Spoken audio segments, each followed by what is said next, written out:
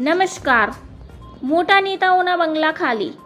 પહેલેથી જ જે સાંસદ છે તેમનું આવાસ યથાવત રહેશે, પણ જે પ્રથમ વખત સાંસદ બન્યા છે તેમને સરકારી બંગલા ફાળવવામાં આવશે.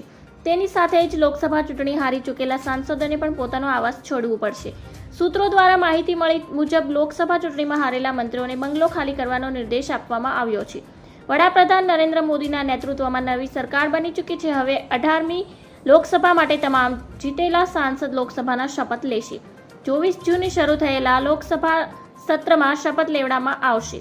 લોકસભા ચૂંટણી 2024માં હાર મેળવેલા મંત્રીઓની વાત કરીએ તો સ્મૃતિ ઈરાની, આર.કે. સિંહ, અર્જુન મુંડા, મહેન્દ્રનાથ પાંડે, સંજીવ બાલિયાન, રાજીવ ચંદ્રશેખર, કૈલાશ ચૌધરી, અજય મિશ્રા, ટેની, વી. મુરલીધરન, નિશિત પ્રામાણિક, સુભાષ સરકાર, સંઘવી નિરંજન, જ્યોતિ રાવ સાહેબ દાનવે, કૌશલ કિશોર, ભાનુ પ્રતાપ વર્મા, કપિલ પાટીલ, ભગવાન ખુબા, ભારતી પવાર વગેરેના નામ સામેલ છે. મીનાક્ષી લેખી જેવા નેતા પણ છે જેમની ટિકિટ મળી નથી.